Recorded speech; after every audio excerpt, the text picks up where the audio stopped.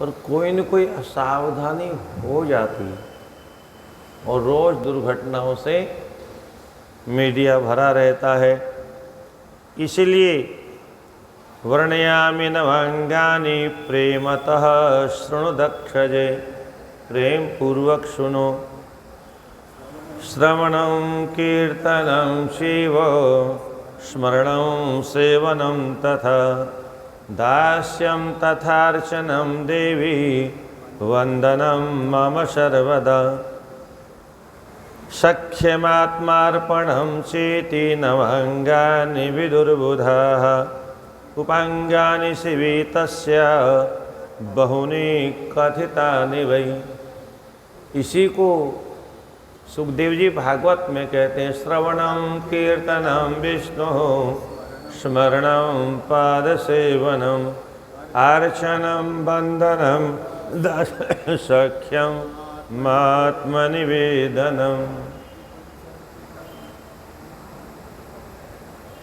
इसी का अनुवाद तुलसीदास जी भी करते हैं। कह रघुपति सुनु भामिनी बाता, मानव एक भगति करना। मैं दूसरा रिश्ता मानता ही नहीं, एक रिश्ता, खेल खत्म, सारे रिश्ते कट, कुछ नहीं। एक ही रास्ता है मेरे से मिलने का, एक ही मार्ग है मेरे तक पहुंचने का, वह है भक्ति। मानव एक भगति करनाता, जाति पाति कुल धर्म बढ़ाई। कुछ नहीं मानता हूं, जाति पाति कुल धर्म बढ़ाई, धन बल ये भी नहीं मानता हूं। गुण चतुराई, कितने भी गुण हो, कितनी भी चतुराई हो, कुछ नहीं मेरे सामने। एक भक्ति की बात। और अगर भक्ति नहीं है, भक्ति है तो कोई जाति से मतलब नहीं मुझे, और भक्ति नहीं है तो भक्तिहीन मुझे प्रिय नहीं। और भक्ति अगर है तो फिर भक्ति नहीं है तो सुनो, भक्तिहीन कैसा भी उत्तम से उत्तम कोई प्राणी हो, नर सोहई कैसा, बिनु जल बारिद देखिए जैसा। बिना जल वाला बादल, जिसके अंदर भक्ति नहीं है वो बादल तो है, बादल जैसा दिखता भी है और लोगों को तरसाता रहता है। अब जाके थोड़ा ठंडक हुई है? बादल तो बहुत आए बहुत गए। तो बादल हो पर वर्षा करने वाला नहीं हो, तो ऐसे बादलों से क्या फायदा। इसलिए बिना बादल के, बिना जल वाला बादल व्यर्थ है।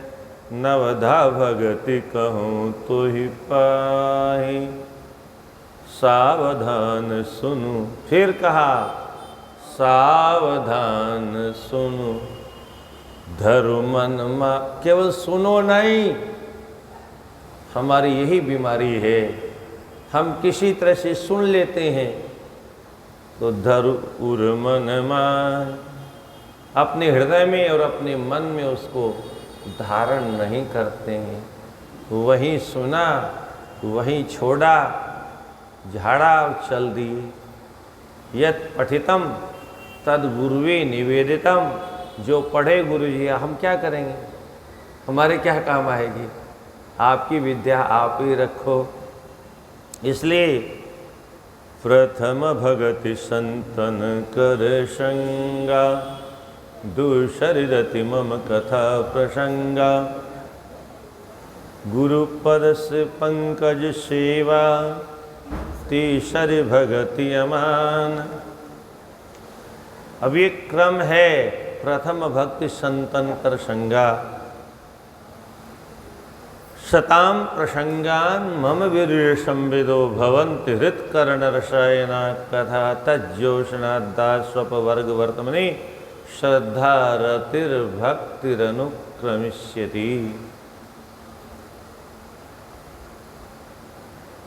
यहाँ जो श्रवण लिखा है भागवत जी में, वो पहली भक्ति श्रवण लिखा है। यहाँ तुलसीदास जी ने दूसरी भक्ति को श्रवण माना है। दूसरी रतिमम कथा प्रसंगा। क्यों? बोले संत ही नहीं मिलेंगे तो सुनाएगा कौन? हाँ, जो संत बहुत सावधान हैं, कहीं न कहीं ऐसा परिवर्तन करते हैं जो अत्यावश्यक होता है। पहले संत मिले तब तो कथा सुनने को मिलेगी। और इसका एक तात्पर्य यह भी है, जो साधु प्रकृति का हो उसी से कथा सुननी चाहिए। जो व्यापार प्रकृति का होगा वो तो व्यापारी होगा। व्यापारी वो स्वयं हाय हाय करते करते जिंदगी भर उसका जीवन बीत गया, उसकी अंतःकरण में आज तक भक्ति का अंकुर नहीं जमा, तो श्रोता में कहाँ से जमा देगा? जो स्वयं बंधन में बंधा हुआ है दूसरे को कैसे खोलेगा? जो स्वयं गिरा हुआ है वो दूसरे को कैसे उठा देगा?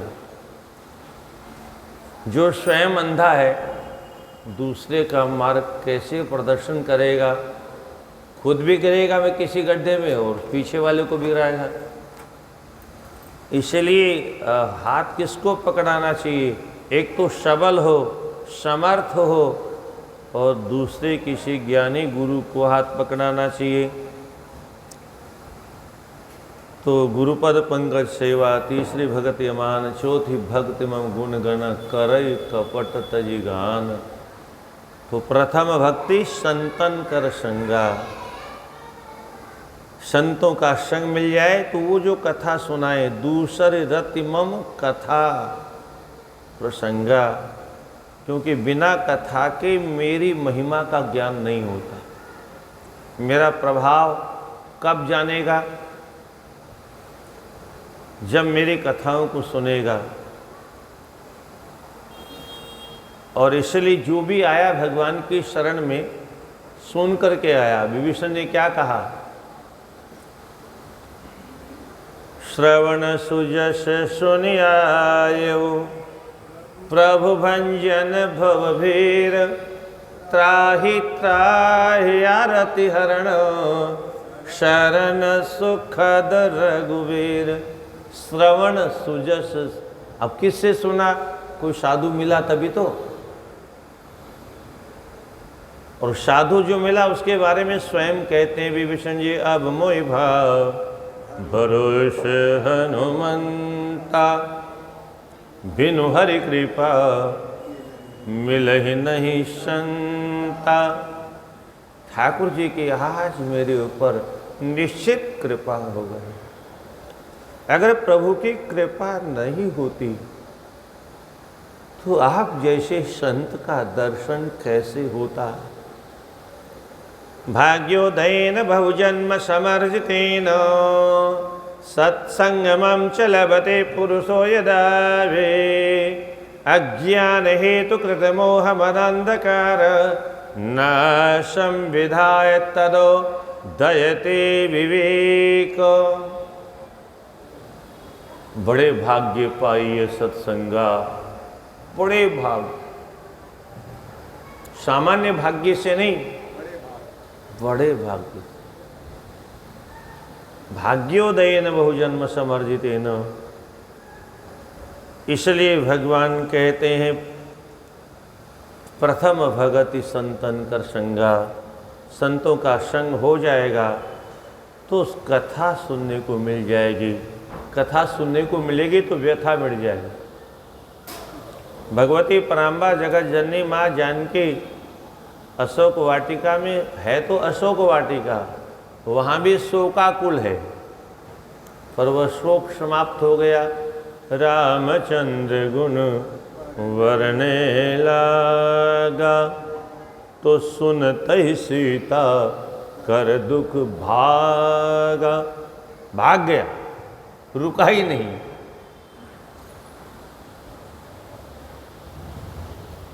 यही कथा की महिमा है। कथा सुनने के बाद में भी दुख नहीं भगा, इसका मतलब हमने कथा नहीं सुनी। और यही हो रहा है हमारे जीवन में आज। व्यथाएं बढ़ती जा रही हैं, दुख बढ़ते जा रहे हैं, क्योंकि सही कथा हमको सुनने को मिलती ही नहीं। सही मार्ग कोई दिखाने वाला ही नहीं। हम तो सब मन मर्जी वो टीवी वाले और जो मोबाइल वाले सिखा दें, बस उन्हीं को अपना गुरु मानते हैं। सबसे अधिक श्रवण किसने किया? तो हमारे यहाँ ये भी नवधा भक्ति के आचार्यों की भी चर्चा है शास्त्रों में। नवधा भक्ति की प्रथम भक्ति के सबसे बड़े आचार्य हैं परीक्षित। सुनने में बहुत हा 7 दिन और 7 रात लगातार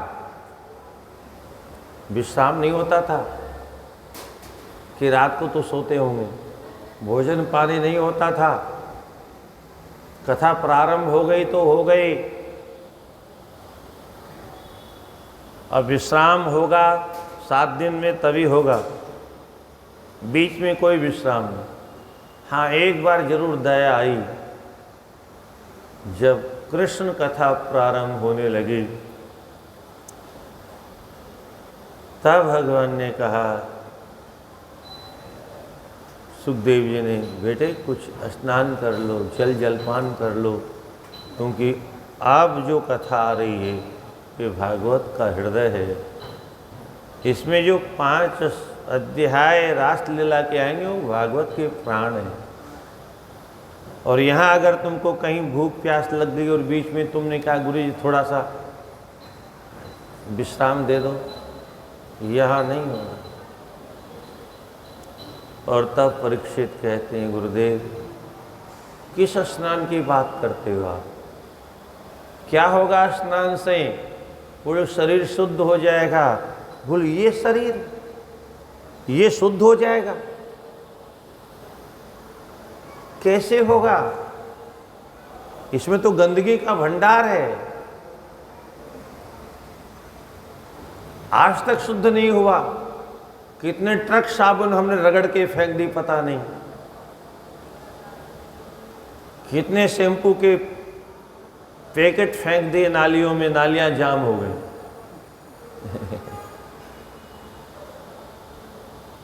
और धर्मशाला में तो लोग उसी नाली में ठूस देते हैं, हो जाए तो जाम। हमारे घर का क्या जाता है?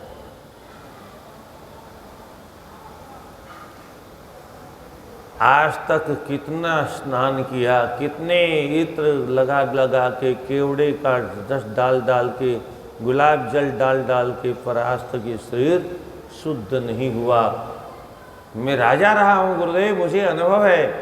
ऐसा कोई भी द्रव्य मेरे पास अनुपलब्ध नहीं था जिसका प्रयोग मैंने स्नान में न किया हो।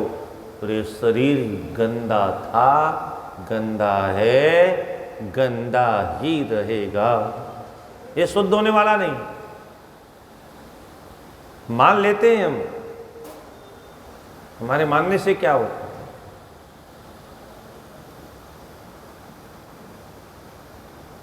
रही जलपान की बात,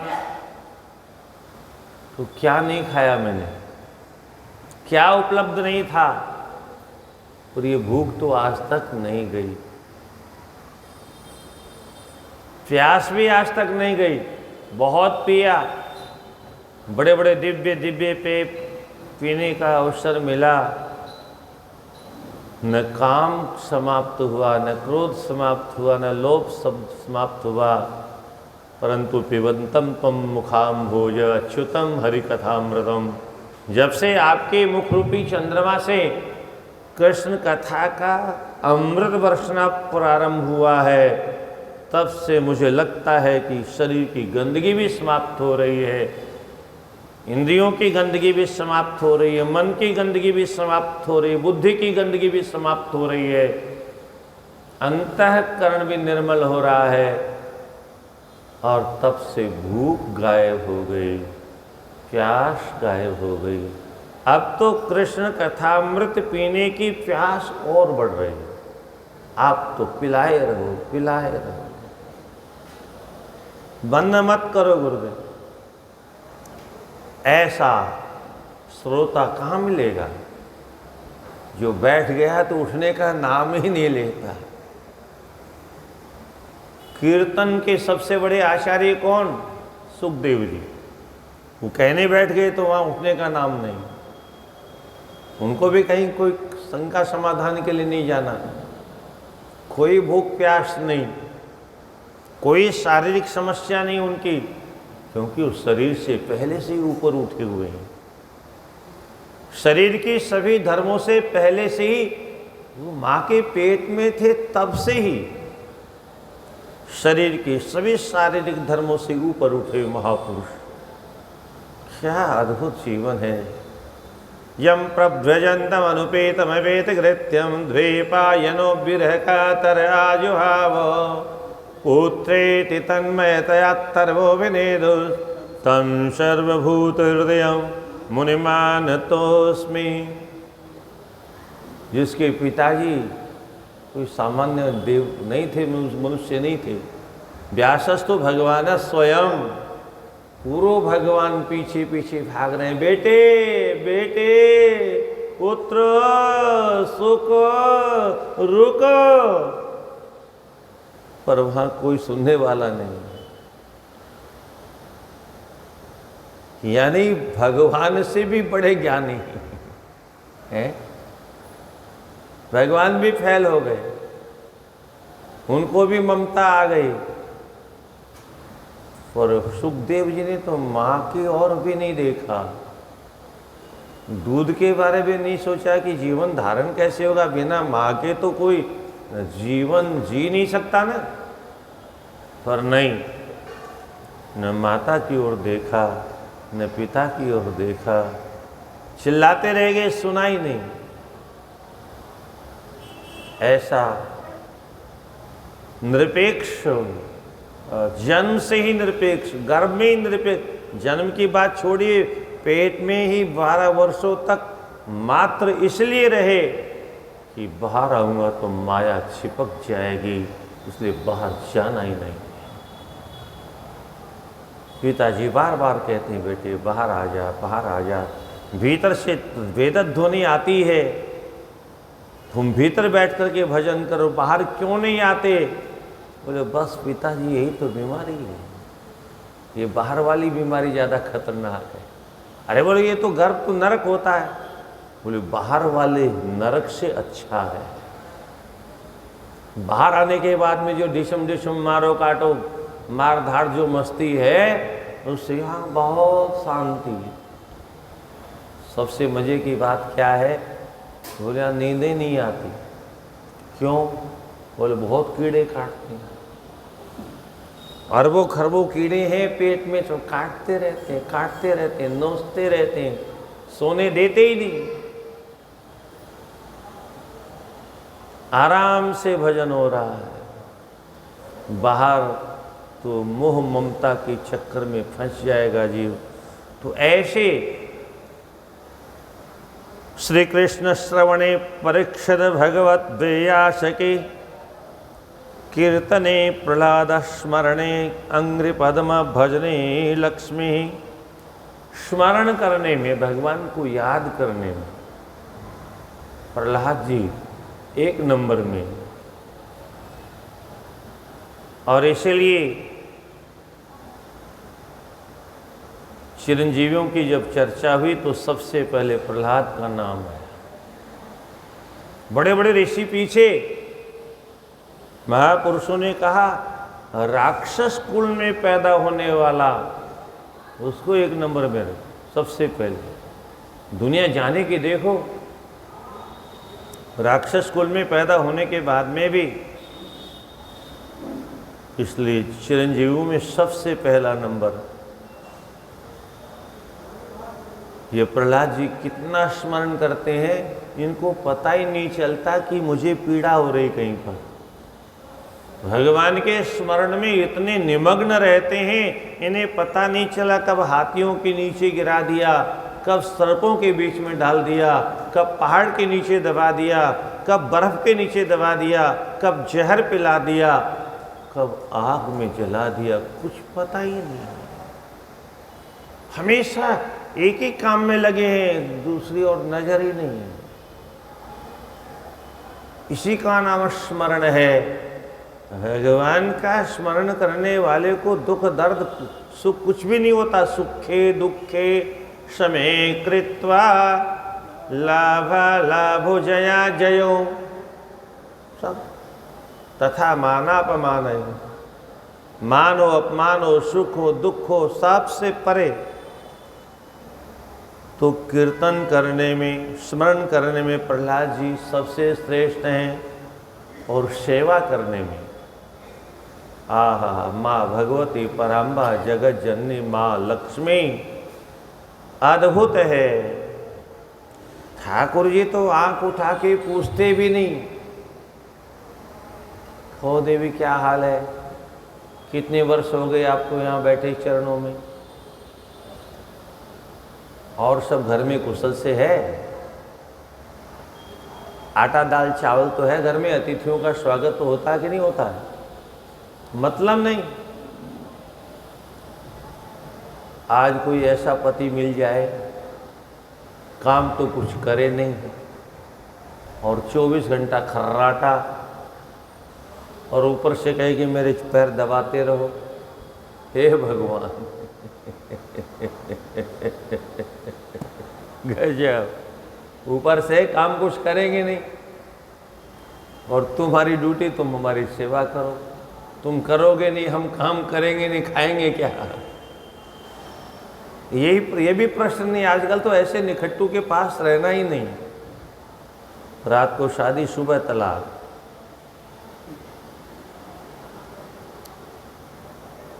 लक्ष्मी जी भगवान के चरणों को छोड़ के कहीं नहीं जाते। सुखदेव जी महाराज कहते हैं ब्रह्मादय गौतिथम यद पांग मोक्ष काम तपस्समचरन यद मुस्य रूपम शास्त्री स्ववासम अरविंद वनम विहाय यद सो भगमलम भजते अनुरक्ता। जिन लक्ष्मी जी की कृपा की कौर को प्राप्त करने के लिए ब्रह्मादिक ब्रह्मादय बहुतिथम बहुत काल तक एक बार लक्ष्मी जी कृपा करके हमारी ओर केवल देख दे, बस और कुछ नहीं चाहते। हमारे यहाँ लक्ष्मी जी आ जाए कोई लेना देना नहीं, केवल एक बार अपनी कृपा दृष्टि से हम जीवों की ओर निहार दे, हम निहाल हो जाएं। परंतु वो लक्ष्मी कभी उनकी ओर देखती नहीं। बहुत लाखों लाखों वर्षों से तपस्या कर रहे हैं,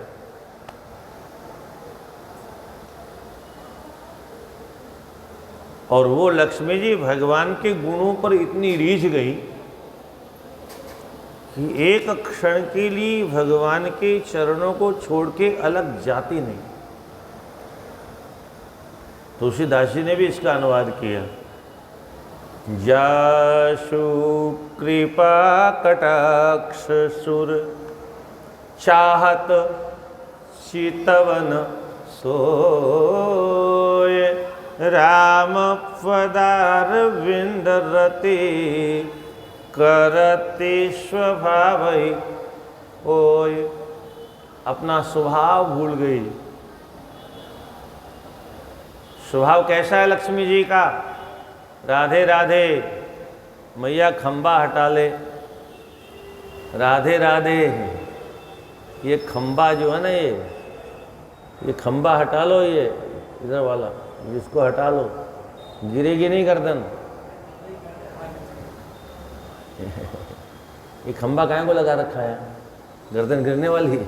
नहीं गिरेगी, और जब गिरेगी तो कोई रोकने वाला नहीं मिलेगा। ये सहारा बस जड़ पदार्थ का हम सारा आराम चाहिए हमको। बड़ी बीमारी है लोगों की। कोई मिलने आया, बोले महाराज साहब आराम कर रहे हैं, सेठ जी आराम कर रहे हैं, महाराज जी आराम कर रहे हैं, स्वामी जी आराम कर रहे हैं, जिसको देखो आराम कर रहे हैं। हम आराम करने जा रहे हैं, बाद में बात करेंगे। अभी थोड़े आराम का अर्थ आज तक पता ही नहीं चला, और आराम करते करते जिंदगी बीत गई। आराम का अर्थ क्या है ये आज तक पता नहीं चला। और आराम पता नहीं, रोज आराम करते हैं, रोज आराम करते हैं, पर आराम कब मिलेगा, कैसे मिलेगा, कहाँ मिलेगा, इसका वो खटिया में आराम मिलता है, पलंग में आराम मिलता है, एयर कंडीशन में आराम मिलता है। तो आराम अगर मिल गया होता तो फिर तो हम बड़े मज़े में होते आज। महात्मा लोग कहते हैं आराम की अगर तलब है तो एक काम कर। आराम चाहिए तो एक काम करो। क्या? बोले आराम की शरण में और राम राम कर। आराम का अर्थ क्या है? आराम। आराम का अर्थ क्या है? आराम। आराम। आराम। राम नहीं आएंगे तो आराम कहाँ मिलेगा? राम जब तक नहीं आए जीवन में तब तक किसी को आराम मिला नहीं। और राम से जिसने द्रोह किया और रावण को आराम नहीं मिला। राम जीवन में आएंगे तभी आराम मिलेगा, बाकी जिंदगी भर सोते सोते आराम करते करते हो गया, आज तक आराम नहीं मिला। पहले आराम करने चाह रहे हैं, आराम का अर्थ तो समझ लेते तो शायद उस राम के बारे में सोचते। हमने तो आज तक सोचा ही नहीं, केवल आराम खोजा। तो आराम सोने में नहीं है। सोना ज़्यादा हो जाए तो फिर सोना हराम हो जाता है। क्या? सोना ज़्यादा हो जाए तो उसका सोना भी हराम हो जाता है। सोना मुश्किल हो जाता है, नींद नहीं आती उसको। ज़्यादा सोना जिसके घर में है उसका सोना गायब।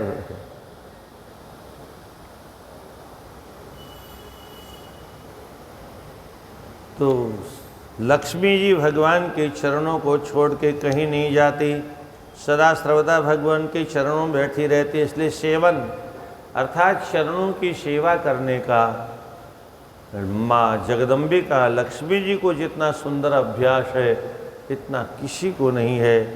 दास्यम आहा दासोहम कौशलेन्द्रस्य रामस्य क्लिष्ट कर्मणः। कौन हो? अरे बोले मुझे नहीं जानते। दासोहम कौशलेन्द्रस्य, मैं राम का दास हूँ।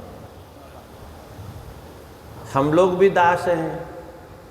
कोई काम का दास है, कोई क्रोध का दास है, कोई नींद का दास है कथा में भी आकर के कोई लोभ का दास है। और आजकल तो मोबाइल के दास भी बहुत बड़ी बड़ी बीमारी है। सुबह उठे बच्चे और मोबाइल हाथ में, और रात को 1 बजे तक, 2 बजे तक, 3 बजे तक, 4 बजे वो नींद ही गायब हो। वहाँ पर वो मोबाइल के दास हो गए। पढ़ाई लिखाई कुछ नहीं, मोबाइल के सब फेल हो गए। ये एक बहुत बड़ा षड्यंत्र है भारतीय नवयुवकों को नष्ट करने के लिए, उनकी शिक्षा को बर्बाद करने के लिए। टीवी और मोबाइल हमारे चरित्र को नष्ट करने के लिए बहुत बड़े षड्यंत्र हैं। भारतीय संस्कृति को नष्ट करने का षड्यंत्र है। हमारे यहाँ कोई ध्यान देने वाला नहीं। हमारे बच्चों में इतनी गंदगी कहाँ से आई? हमें फुर्सत नहीं, हम तो केवल कमाने में लगे हुए हैं। तो दास्यम, हनुमान जी महाराज भगवान के दास। केवल पहली बार मुलाकात हुई, भगवान से कहा प्रभु आप इधर विराजमान हो जाओ, छोटे सरकार आप इधर विराजमान हो जाओ। अरे बोले अब चलो, हम चल रहे हैं ना। बोले अब नहीं। अरे बोले अभी तक हम चल ही तो रहे थे। बोले दास नहीं था पास में, दास नहीं था पास, अब आ गया दास, इसलिए आप पैदल नहीं चल सकते, दास को सेवा का मौका दीजिए। दास के रहते आप धरती पर चलेंगे, फिर दास की सेवा का क्या महत्व है, दास के दासत्व का क्या महत्व है। ठाकुर जी को धरती पर कदम रखने नहीं दिया बाद में, दास के आने के बाद में। क्या हुआ? कंधे पर बैठा है। कहाँ ले जा रहे हो? बोले आपको बताया ना, जहाँ पास में ही आपका कोई दास रहता है। मेरा दास? बोले कभी नाम नहीं सुना। सुग्रीव नाम है। अरे कभी तो ये नाम सामने आया नहीं, वो कभी सेवा में आया नहीं। नाथ सेल पर कपिपति रही, सो सुग्रीव दास धव।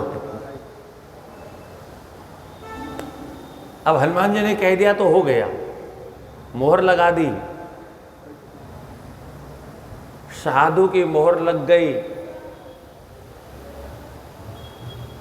भगवान लक्ष्मण जी बोले देखो ऐसा है, कोई दास वगैरह है तो उसको भगवान के पास आना चाहिए, भगवान को पास में क्यों, उनके पास क्यों जाना चाहिए। कोई सेवक है, कोई दास है तो भगवान के पास आए, भगवान क्यों जाए वहां तक। बोले महाराज ऐसा है, एक बीमार तो ऐसा होता है जो समर्थ होता है अस्पताल चला जाता है, और एक बीमार ऐसा होता है जो असमर्थ होता है, वो चल फिर नहीं पाता है। फिर डॉक्टर को कृपा करके उसके यहाँ जाना पड़ता है और जा करके उसकी दवा करनी पड़ती है। तो वो जो आपका दास है वो इतना अधिक बीमार है, तो अगर आप कृपा करके वहाँ पहुँचेंगे तब तो उसका इलाज हो जाएगा, और नहीं तो उसका इलाज नहीं हो पाएगा। इलाज नहीं हुआ तो बेचारा बीमार मर जाएगा, ऐसा ही। अच्छा ये कौन है? सुग्रीव है कौन? ये सूर्य के अवतारी पुरुष हैं, सूर्य के अंश हैं, सूर्यांश हैं, तेजांश हैं। तो हनुमान जी इनके पीछे क्यों लगे हैं? तो कायर व्यक्ति मालूम पड़ते हैं क्या? एक नंबर के कायर हैं? पहले सुग्रीव ने मारा तो ताके भय रघुवीर कृपाला, सकल भुवन में फिरे हूँ बिहाला। सारे दुनिया में घूम के सुग्रीव आए, इसको ये पता चला कि एक जगह ऐसी है जहाँ पर बाली नहीं पहुँच सकता, तो यहाँ शाप बस आवत नहीं, तदपि सभीत रहूं।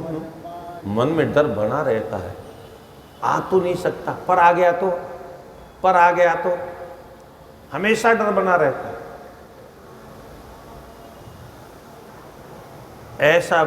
ऐसा भागने वाला व्यक्ति। हनुमान जी महाराज जब थोड़े बड़े हुए तो बोले कुछ पढ़ो लिखो बच्चे। बोले मुझे कौन पढ़ाएगा। बोले तुम्हारे लायक योग्य गुरु हैं सूर्य भगवान। हनुमान जी ने लगाई छलांग, सूर्य भगवान ने देखा, अरे ये तो वही बंदर है, वही जो जन्म लेते ही निकल गया था। बाल समय रवि भक्ष लियो तब, तीनों लोक भयो अंधियारो।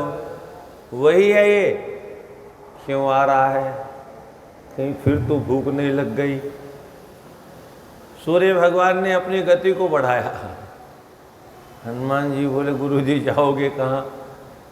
हनुमान जी और तेजी से चले और ठीक रथ के आगे खड़े हो गए।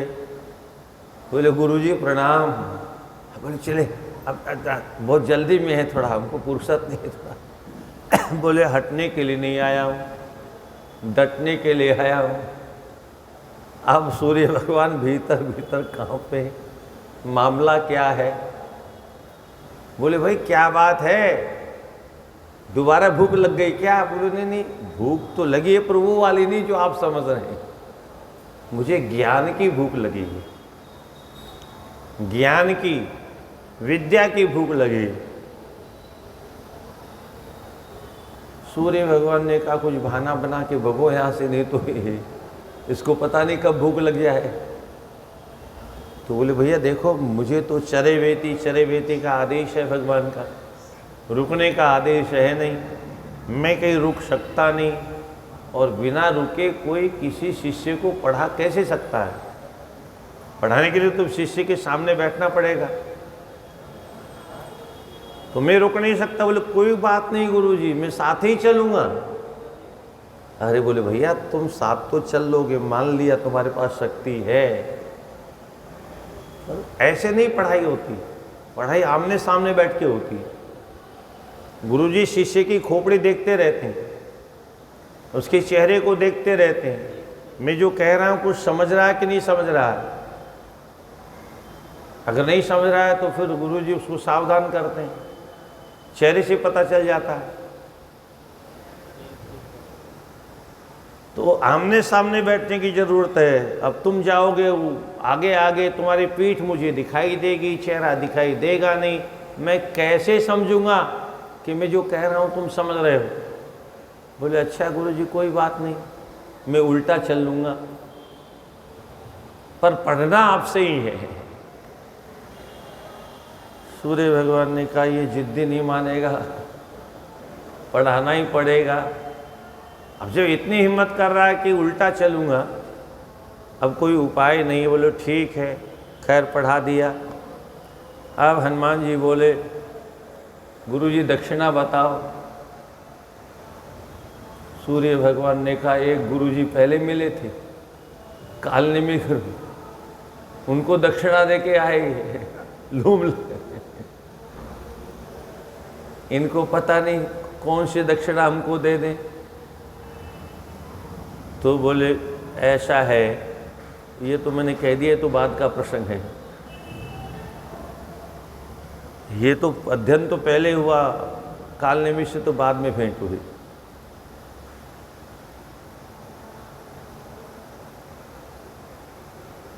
कुछ तो गुरु दक्षिणा बताइए। बोले आप पढ़ लिए ना, बस आप पधारो। भले अभी भी डर लग रहा है गुरुजी को, चले जाए तो जान में जान आए। बोले नहीं गुरुजी दक्षिणा तो आपको मांगनी पड़ेगी, बिना दक्षिणा दिए नहीं जाऊंगा। सूर्य भगवान ने कहा अच्छा तो बच्चे ऐसा है, अगले अवतार में मेरा अवतार होगा और वह सुग्रीव के रूप में मेरा अवतार होगा, और इंद्र का अवतार होगा बाली के रूप में, और बाली मेरे अंश को बहुत सताएगा, बस तुम थोड़ी सी कृपा दृष्टि रखना, उसकी सहायता करना, यही गुरु दक्षिणा है। अब आप पधारो। केवल गुरुजी को आश्वासन दिया था, इसलिए हनुमान जी आज एक डरपोक सुग्रीव के साथ खड़े हैं। बहुत डरपोक व्यक्ति।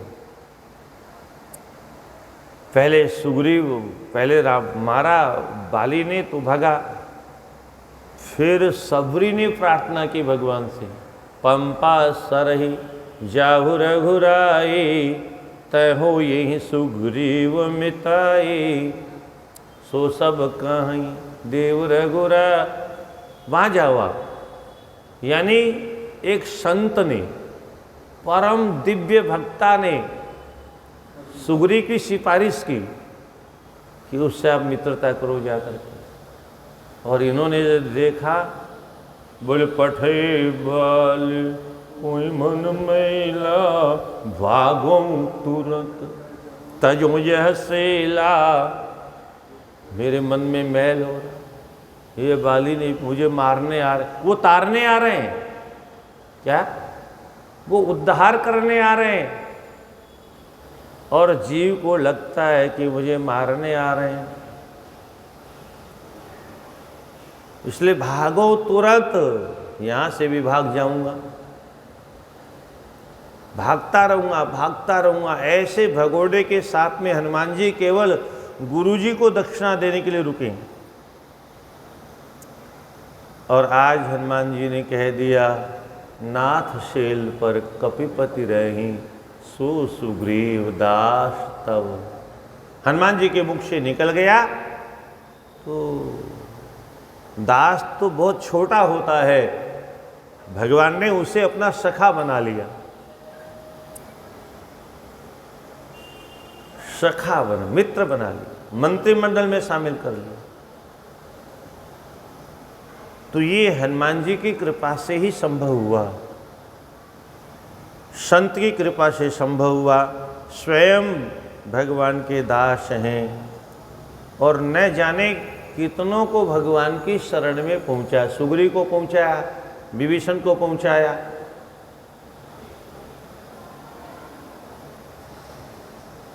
मित्रता करवाई, इधर से भी उधर से भी।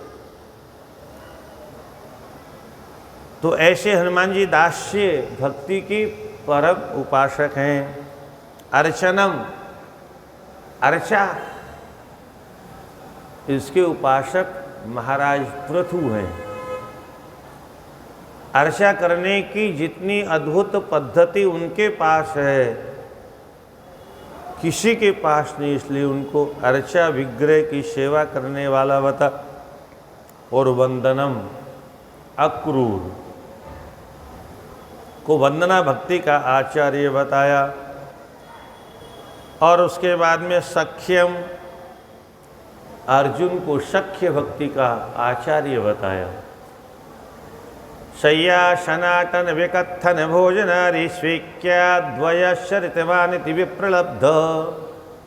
साथ में खाना, साथ में सोना, साथ में उठना, साथ में बैठना, हंसी मजाक करना।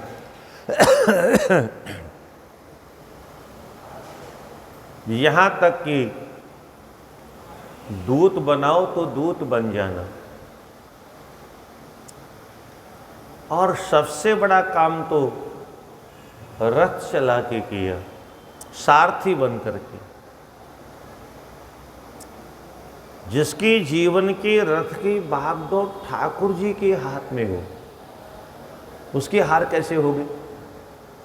हम लोग तो केवल कहते हैं जिह्वा से, अब सौंप दिया इस जीवन का सब भार तुम्हारे हाथों में है, जीत तुम्हारे हाथों में और हार तुम्हारे हाथों में। हम तो केवल गाते हैं, परंतु अर्जुन ने तो करके दिखाया। अपने जीवन के रथ की बागडोर ठाकुर जी के हाथ में सौंप दी। अब हार है तो आपकी है और जीत है तो आपकी है। अगर हारेंगे तो नाक आपका कटेगा, मेरा नहीं कटेगा, भैया युधिष्ठिर का नहीं कटेगा, भीम का नहीं कटेगा, आपका नाक कटेगा। जीत गया तो हमारा नाम होगा, जीत गए तो कौन बोले पांडव जीते गए, और हार गए तो आपका नाक कटेगा। अगर हार गए तो सुनो कन्हैया, लोग पूछेंगे कौन हारा? बोले जिसके रथ की बागडोर भगवान के हाथ में थी वो हार गया। जिसके रथ की बागडोर, जिसने विश्वास पूर्वक भगवान के हाथों में अपने जीवन की बागडोर दे दी, अपने परिवार का रथ संभला दिया, वह हार गया। तो कन्हैया कान खोल के सुनो, कलयुग में आप पर कोई विश्वास नहीं करेगा, कोई आपका नाम नहीं लेगा, कोई आपका भजन करने जाएगा। हमारे तो ब्रज के भक्त आज भी कहते हैं, मायात पंथा पथि भीमरथ्याः दिगंबरः कोपि तमाल नील विन्यस्त हस्तोपि नितंब बिंब धूत समाकर्षति चित्तवित्तम। एक कोई घर द्वार छोड़ करके वृंदावन में प्रवेश कर रहा था। नया नया वैराग्य हुआ था और एक पुराना पागल वहीं ब्रिज की सीमा में पड़ा था। उसने उसे नए आने वाले को देखा, उसके चेहरे पर लिखे हुए भावों को पढ़ा, समझ गया ये कन्हैया का दीवाना है। पूछा भैया कहाँ जा रहे हो? बोले वृंदावन। अरे पागल हो गया क्या? क्यों जा रहा है वृंदावन? अरे बोले कन्हैया से मिलना है, दर्शन करना है। बोले उधर मत जाना, मायात बंथा पथिभिमरथ्याः, ये बहुत भयंकर मार्ग है। बोले भयंकर मार्ग है, ऐसा क्या है? बोले एक दिगंबर चोर रहता है, एक दिगंबर बिना वस्त्र के एक चोर रहता है, चोर जार शिखामणि। बोले क्या करता है? बोले चोर क्या करेगा, तुम्हारा सब चुरा लेगा। आने वाला पथिक कहता है मेरे पास ऐसा है क्या जो चुरा लेगा? अरे मैं तो सब छोड़ आया, अब तो केवल नगोटी बची, कोपीन बचा है। शंकराचार्य कहे गए कोपीनवंता खलु भाग्यवंतः, इसलिए मात्र कोपीन बचा है। अगर वह भी उसे पसंद नहीं होगा, वह भी उतारना होगा तो उतार लेगा, मेरा क्या ले लेगा? पागल भक्त कहता है तुम क्या सोचते हो? वो कोई धन चुराने वाला है क्या? कोई दौलत चुराने वाला है? वो सोना चांदी की चोरी करने वाला नहीं है। बोले फिर मेरे पास और कुछ बचा ही नहीं, फिर चुराएगा क्या? बोलू इतना बड़ा धूर्त है, धूत समाकर्षति चित्त वित्तम, वो चित्त रूपी धन की चोरी करता है। तुम्हारा मन चुरा लेगा, चित्त चुरा लेगा, और एक बार उसने तुम्हारे चित्त को चुरा लिया तो तुम दोबारा दुनिया के लायक रह नहीं जाओगे, तुम्हारी दुनिया उसी समय उजड़ जाएगी। मैं इसकी चिंता थोड़ी करता हूँ, मैं तो दुनिया उजाड़ के आया हूँ। कबीरा खड़ा बाजार में लिए लुकाटी हाथ, और जो फूंके घर अपना सो चले हमारे साथ। हम तो फूंक आए, तुम्हारी हिम्मत हो तो तुम भी आ जाओ मैदान में। जो फूंके घर अपना सो चले हमारे साथ। इसलिए ब्रज के भक्त तो आज भी यही कहते हैं, दान उनका सख्य करना सबके बस की बात नहीं, उनको अपने जीवन की बागडोर संभलाना सबके बस की बात नहीं है, बहुत हिम्मत का काम है। तो एक बार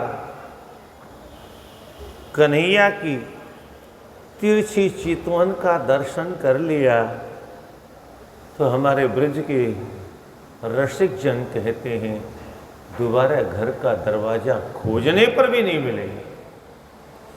फिर तो जिधर नजर जाएगी जित देखूं तित श्याममयी, केवल कन्हैया ही कन्हैया नजर आएगा, दरवाजा खो जाएगा, घर खो जाएगा, परिवार खो जाएगा, ऐसा पागलपन छा जाएगा।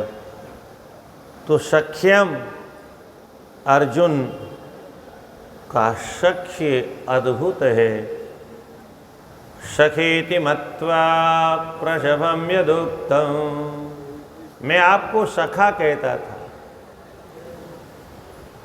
कभी यदुनंदन कहता था, पता नहीं क्या क्या नहीं कहा मैंने। अनजान में सब जो कहा उसे क्षमा कर देना भगवान। तो रथ चलाने के लिए सारथी तक बना ली, और सारथी के बारे में अगर आप लोगों ने सुना हो तो सारथी की बड़ी समस्या होती है। सारथी जब रथ चलाता है तो आजकल की तरह से सुविधा नहीं है कि बगल में साहब बैठे हैं और ड्राइवर गाड़ी चला रहा है। वो तो युद्ध का माहौल होता था, मारो काटो मारो काटो, मारो मारो, बाजा अलग बज रहे हैं, शंख अलग बज रहे हैं, भेरियां अलग बज रही हैं, हल्ला गुल्ला अलग हो रहा है। इतना हल्ला होता था युद्ध में कि रथी सारथी से कहे कि इधर दाहिने ले चलो तो वो आवाज नहीं सुनती थी। तो वो सारथी को रास्ता कैसे, कहाँ जाना है, किधर जाना है, दाएं बाएं किधर जाना है, कैसे बताएगा। तो महापुरुष कहते हैं जो सारथी बैठा होता था ऊपर रथी बैठा होता था और सारथी के कानों के पास में रथी के पैर होते थे। सीधी सीधी भाषा में कहो तो उनकी चरण दासियाँ होती थी, जिसको हम जूता कहते हैं। वो यहाँ गाल पर लगा के रखते थे दोनों तरफ और उसी से इशारा करते थे, किधर करना है, दाएं बाएं ऊपर नीचे किधर जाना है, उसी के इशारे से सारथी चलता था। और भगवान कृष्ण उस मुद्रा में बैठते थे। अर्जुन ऊपर से अपने पैरों से इशारा करता। आपने कथा सुनी होगी, बहुत पुरानी कथा है। एक बार अर्जुन को बड़ा अहंकार हो गया, हमारे जैसा कोई भक्त नहीं है। जंगल में एक फकीर की झोंपड़ी मिलेगी कन्हैया, बोले चलो तुमको भक्त दिखाते हैं। वो बाबा जी 3-4 तलवार लटकाए रखा था। अर्जुन ने कहा महाराज जी बाबा जी है और तलवार लटका के रखा है, साधु के पास में तलवार का क्या काम। बोले इसी से पूछो, पूछो से। डरते डरते अर्जुन गया। बोले महाराज प्रणाम, आप संत हैं, आपका दर्शन हुआ, अहो भाग्य, परंतु कृपा करके आपके पास में जो तलवारें इनका रहस्य बताइए। साधु के पास तो क्षमा करिएगा तलवार शोभा देती नहीं। अरे बोले मेरे 3-4 दुश्मन हैं? आपकी दुश्मन? बोले हाँ। तो आप क्या चाहते हो? बोले अगर मिल जाए तो पहली तलवार तो मैंने द्रौपदी के लिए रख रखी है। अर्जुन कांप गया। द्रौपदी के लिए? उनकी घरवाली थी। महाराज क्षमा करिएगा, द्रौपदी का अपराध? बोले मेरे कन्हैया को उसने जूठा साग खिलाया, जूठा साग खिलाया। और मैं तब से जब से सुना तब से मेरा क्रोध चरम सीमा पर है। जिस दिन वो सामने आ जाएगी पहली तलवार से उसका सर कलम करूंगा। अर्जुन का कलेजा कांप गया।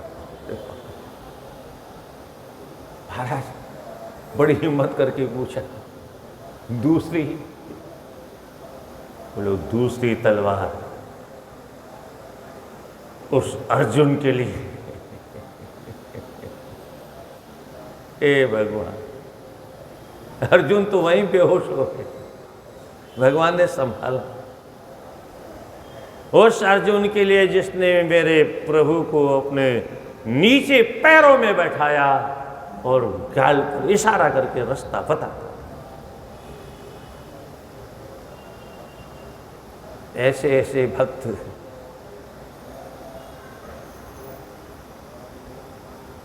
भगवान भी अद्भुत लीला करते हैं।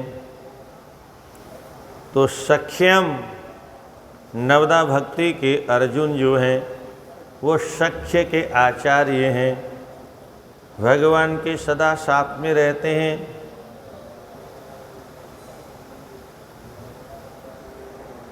अकरो सचिवः दूतः,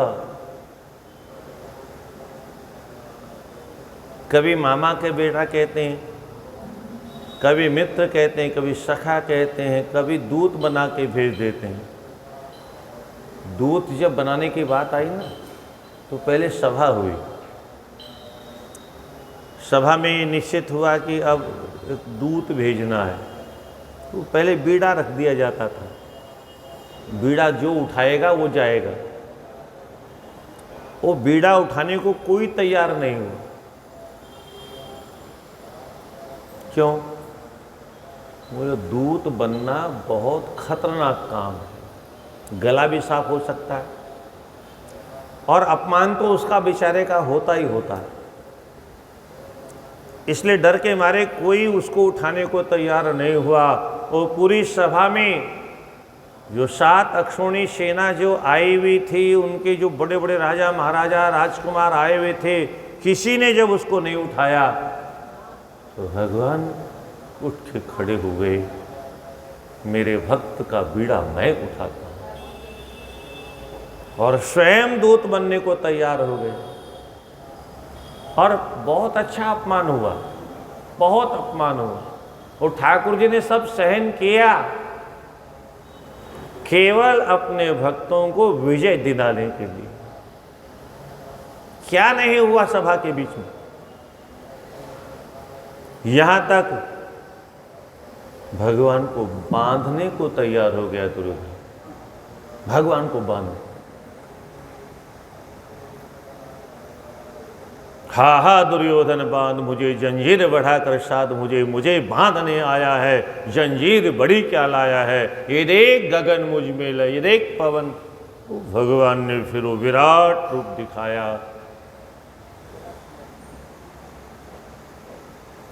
और भगवान जब विदुर की शाक खा के आए, तो महाभारत में लिखा है दुर्योधन बहुत नाराज हुआ। दुर्योधन ने कहा अपने समधी के यहां खाते शर्म आ रही थी, यहां 56 भोग छोड़ के गए, और उस भिखारी के यहां, उस दरिद्र के यहां क्या मिला हुआ खाने के लिए। भगवान ने कहा समधी जी, आप समधी हो बहुत अच्छी बात है, पर समधी किसे कहते हैं आपको पता नहीं। और जहां तक मेरे खाने के बाद आपद भोज्यान्यानि, अगर कोई किसी का खाता है तो या तो किसी के प्रभाव में आके खाता है, या अभाव में खाता है, अथवा आपत्ति में खाता है। मैं किसी के प्रभाव में आता नहीं, अभाव मेरे पास है नहीं। और न प्रणीशे राजन, प्रेम तुम्हारे पास में नहीं है। किसी के यहाँ भोजन करने के जो 3 कारण होते हैं, वो तीनों कारण तुम्हारे साथ नहीं है, एक भी नहीं है उसमें। और फिर सबसे बड़ी बात सुनना चाहते हो, अपने दुश्मन के यहाँ नहीं खाना चाहिए। दुर्योधन ने कहा मैं कब से दुश्मन हो गया, मैं दुश्मन हो कब से गया। भगवान कहते हैं तुम डायरेक्ट मेरे दुश्मन नहीं हो, इनडायरेक्ट मेरे दुश्मन हो, सीधे सीधे नहीं, पर घूम फिर के तुम मेरे दुश्मन हो। त्वम द्विषसे पांडवान राजन, और पांडवा मम प्रिया, तुम पांडवों के दुश्मन हो, और पांडव मेरे प्राणों से भी प्रिय हैं, और इसलिए तुम मेरे दुश्मन हो। जो पांडवों का दुश्मन होगा मेरा दुश्मन होगा। कैसा रिश्ता था अर्जुन के साथ में। अर्जुन की वजह से अपने सगे समधी को भगवान ने छोड़ दिया, पर अर्जुन का साथ नहीं छोड़ा। जब तक विजयश्री नहीं दिला ली, जब तक राज तिलक नहीं कर दिया युधिष्ठिर के, तब तक साथ रहे। और यही मित्र का अर्थ है, जेन मित्र दुख होई दुखारी, तिन्हि विलोकत पातक भारी। तो ऐसे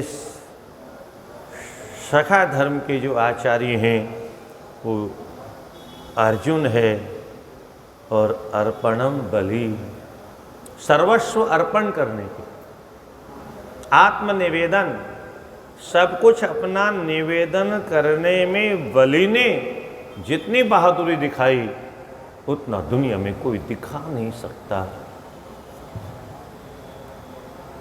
सब कुछ सौंप दिया।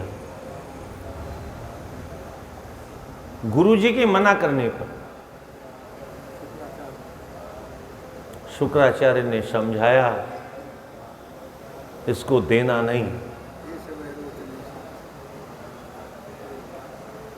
बलि कहते हैं गुरुदेव मैंने तो देने का वचन दे दिया, 3 पैर देने का वाग्दान कर चुका हूं।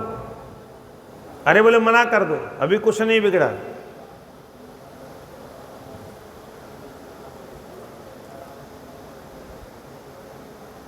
मना कर दो, नहीं देना है।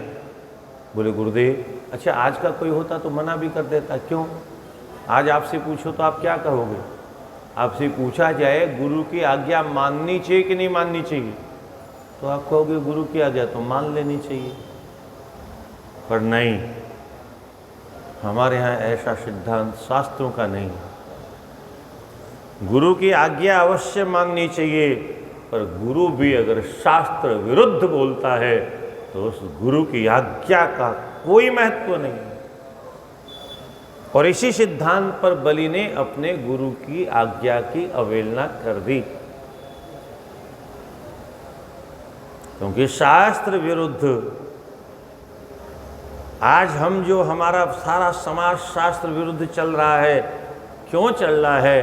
क्योंकि शास्त्र कोई पढ़ता नहीं, कोई पढ़ाता नहीं। गुरुकुल में मैकाले की शिक्षा है, इसलिए सारे बच्चे बर्बाद हो गए, पूरा देश बर्बाद हो गए। और ये उनका संकल्प था। दुर्भाग्य यह है कि उनके जाने के बाद में हम अंग्रेज हो गए। वो हमें अंग्रेज नहीं बना पाए, पर हमने अपने संतान को अंग्रेज बना दिया। और मुँह चौपड़ ताव दे के कहते हैं हमारे बच्चे अंग्रेजी स्कूल में पढ़ने जाते हैं। अंग्रेजों की जो मैकाले का उद्देश्य था गुलाम बनाने का, वो हमारे नेताओं ने पूरा कर दिया। भगवान ने तो हमारे ऊपर बड़ी कृपा की, वो चले गए थे, भगवान की तो बड़ी कृपा हुई। परंतु नेताओं ने, अच्छा वो जब थे तब हमने अपने धर्म को बचाया, क्योंकि हमें लगता था वो विदेशी हैं और हमारे सनातन धर्म को नष्ट कर रहे हैं। इसलिए मुगलों से हमने अपने धर्म को बचाया, अंग्रेजों से हमने अपनी संस्कृति को, संस्कारों को बचाया। पर 47 के बाद में हमने गलती कर ली। हमने सोचा अब तो अपना भाई बैठ गया, और वो पक्का अंग्रेज था, वहीं पढ़ के आया, इसलिए उसकी खोपड़ी अंग्रेजों जैसी थी और वो अंग्रेजों जैसा ही चरित्र था उसका। और ऐसे ही वो मैकाले की शिक्षा को मान्यता देके हमको अंग्रेज बना।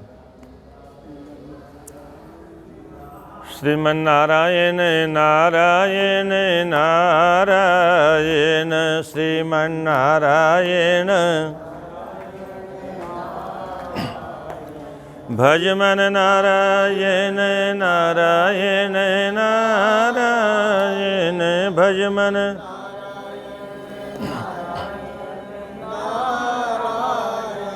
लक्ष्मी नारायण नारायण नारायण लक्ष्मी नारायण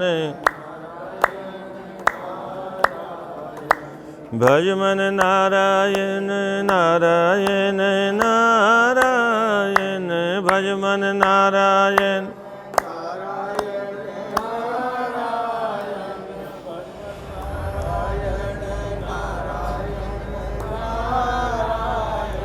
लक्ष्मी नारायण नारायण नारायण लक्ष्मी नारायण राम नारायण नारायण नारायण राम नारायण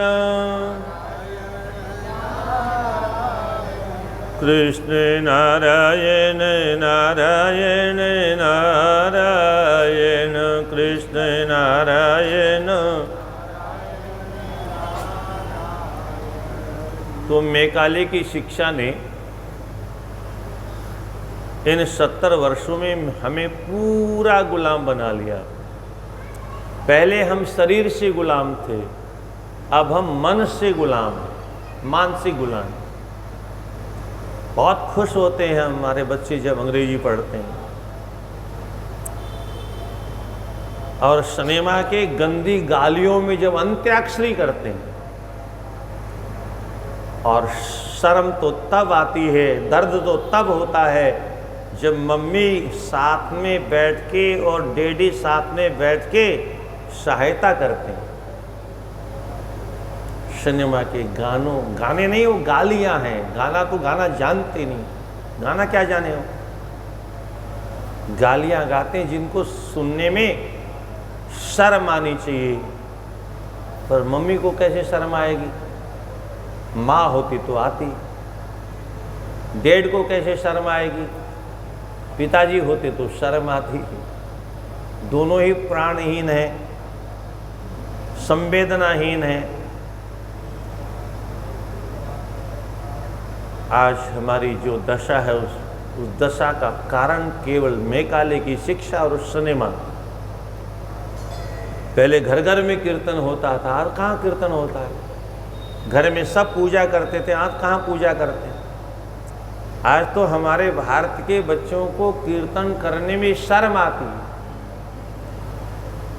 और सिनेमा के गाना गाने में नंगे होकर सड़क पर नाचने लगते हैं।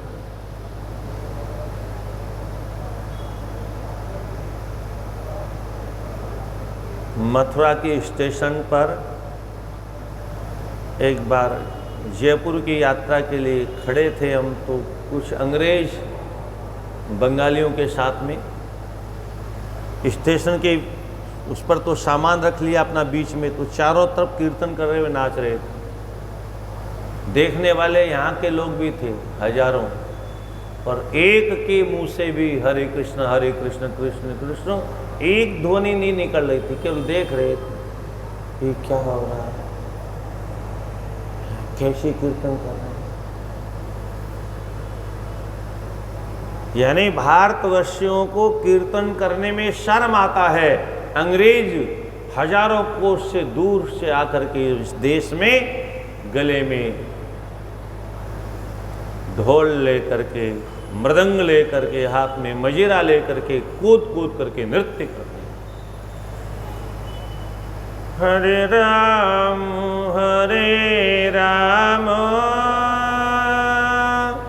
राम हरे हरे, हरे कृष्ण कृष्ण कृष्ण हरे हरे।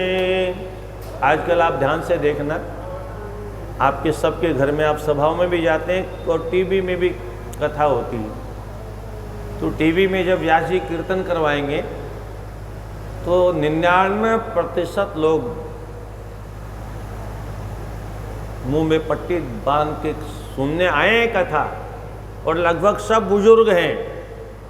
और मजाक है किसी के मुख से कीर्तन निकल आएगा।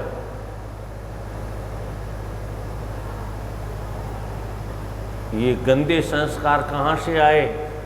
ये कीर्तन करने की आदत हमें क्यों नहीं है? हमारे अंदर, हमारे संस्कार में है ही नहीं। क्योंकि बचपन से हमने अंग्रेजी पढ़ी, सर्विस भी ऑफिस में की, कभी कीर्तन करने का काम नहीं पड़ा। और इसलिए कथा में आने के बाद में भी कीर्तन नहीं होता। ये तो बुजुर्गों की दशा है।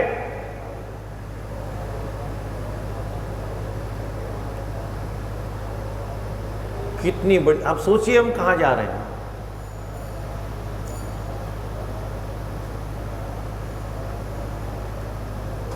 बलि ने अपना सर्वस्व अर्पण कर दिया।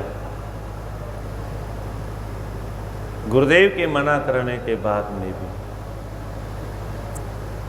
जब मना करने के बाद में बलि नहीं माने तो गुरुदेव कहते हैं, मूर्ख, मैं कहता हूँ तो मेरी बात क्यों नहीं मानते?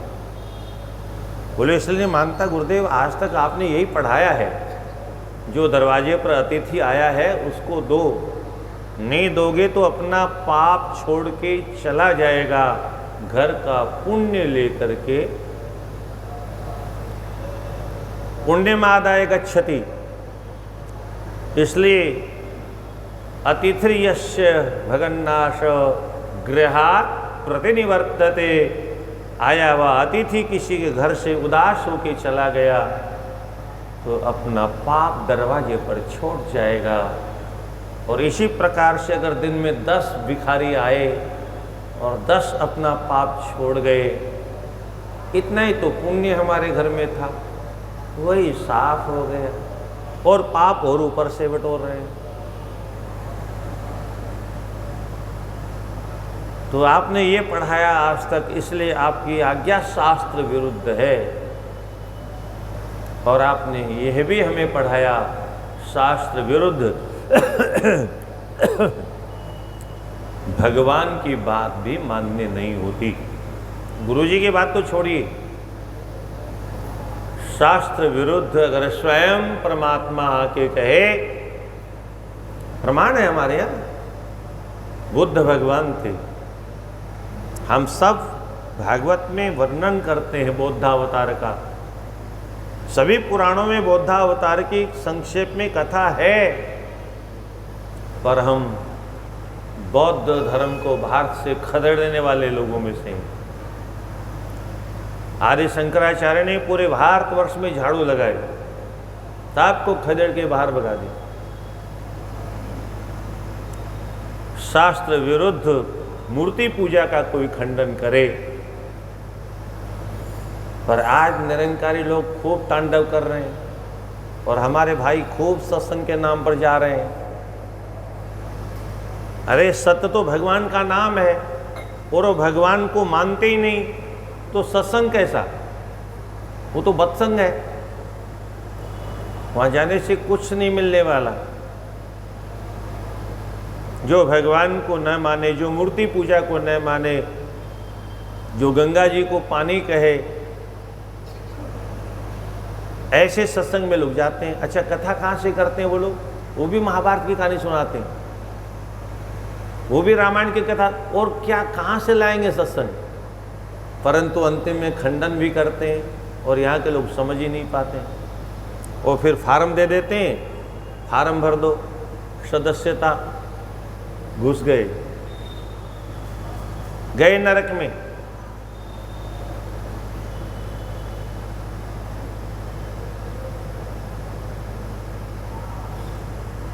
तुलसी श्री रघुवीर तजी। तुलसीदास जी कहते हैं, जो भगवान राम को छोड़ करके किसी और को भजता है, तुलसीदास जी कहते हैं, सुख संपत्ति की कहा चले, नरकहु नाहि निठोर। सुख संपत्ति की क्या बात करते हो तुम? नरक में भी ठोर नहीं मिलने वाला तुमको। तुलसी श्री रघुनाथ तजी भूत भजई भूत गण घोर। बोले साईं बाबा भगवान है, भूत की पूजा करके कहाँ जाओगे? नरक में भी जगह मिलने वाले। लक्ष्मी नारायण को छोड़ करके कहाँ जाएंगे?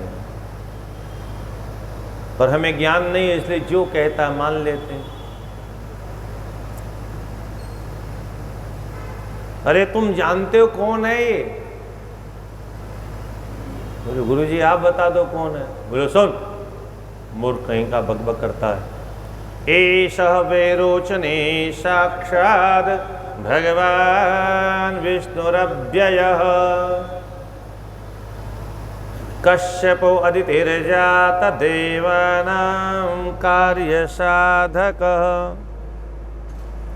एषः वैरोचने साक्षात् भगवान विष्णुरव्ययः।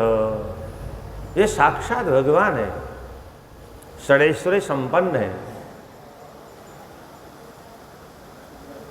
अव्यय है, अविनाशी है। बलि ने कहा मैंने तो सुना ये कश्यप का और अदिति का बेटा है। अरे बोले पागल है तू, ये किसी का बेटा उठा नहीं है, कि सारे संसार का नहीं, चराचर जगत का नहीं, अनंत अनंत भंडारों, अनंत अनंत ब्रह्मांडों का बाप है, किसी का बेटा नहीं। ये तो कश्यपो अदितेर्जात देवानाम कार्य साधक, ये तो देवताओं का कार्य सिद्ध करने के लिए, नाटक करने के लिए नौटंकी करके आया है, किसी का बेटा उठा नहीं। अब तो मान जाना चाहिए, मानने की जगह अब तो बलि ओहो झांझ मजीरा लेकर के नाचने लग गया। जय हो गुरुदेव, गुरुदेव आपकी जय हो, गुरुदेव आपकी जय हो। गुरुजी बोले पागल हो गया क्या? अरे गुरुजी आपने बात ही ऐसी बता दी, अब इसमें पागल न हो तो और क्या हो। भगवान आज मेरे दरवाजे आ गए। लोग यज्ञ में स्वाहा स्वाहा करते हैं पर ठाकुर जी आते नहीं। गुरुदेव आपकी जय हो, आज आपका यज्ञ सफल हो गए, आपके मंत्र सफल हो गए, आज साक्षात यज्ञ पुरुष परमात्मा का दर्शन हो गए। अरे मूर्ख, मैं कह रहा हूं इसको देना नहीं और तुम नाच रहा है पागल होकर के। गुरु जी मैं देने वाला हूं कौन? मैं कौन हूं? तन भी तेरा, मन भी तेरा, प्रभु सब धन है तेरा। अब हम लोग तो बड़े धूर्त हैं ना, इसलिए हम है तो उसका, इतना कहने के बाद में भी तेरा तुझको अर्पण। गजब हो गया, तेरा तुझको अरे उसका उसको अर्पण, तुम बीच में क्यों टांग लगा रहे हो भाई? उसका तुम उसको अर्पण तुम करोगे, तुम उसे दोगे और दे करके मैं दे रहा हूं, ये नाम कमाओगे, अपने बोर्ड में नाम लिखाओगे, पंखे में नाम लिखाओगे।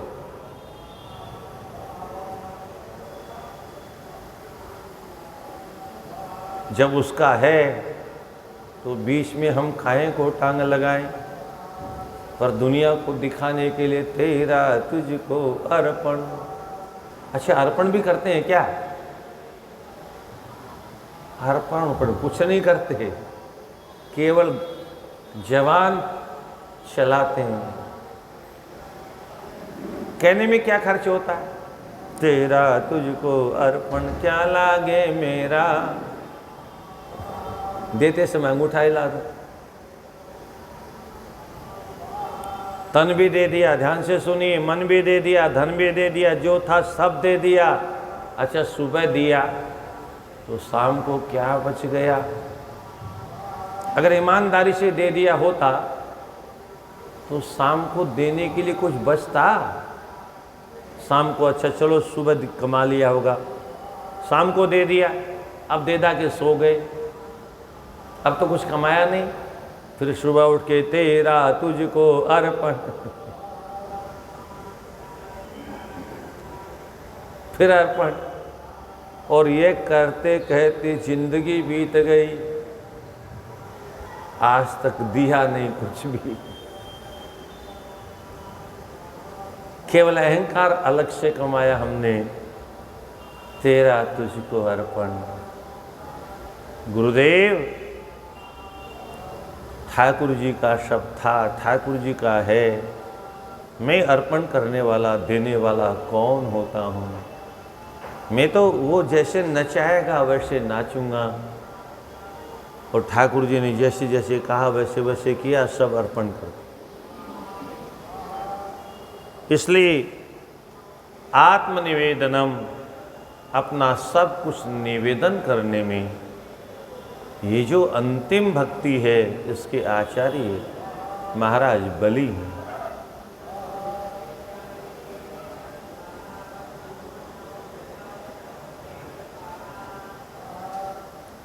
बलि तो यहाँ तक कहते हैं अंतिम में स्तुति प्रकरण में, जब स्वयं स्तुति करते हैं, भगवान ने बांध के डाल दिया, और तब यहाँ तक कहते हैं किमात्मानेन जहाति योऽन्ततः किम जायया संस्कृति हेतु भूतया।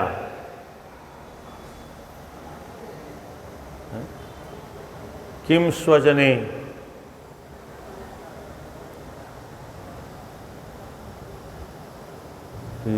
रिक्त हारेण दस्युभि रिक्त हारेण किम स्वजनाख्ये दस्युभि रिक्त हारेण।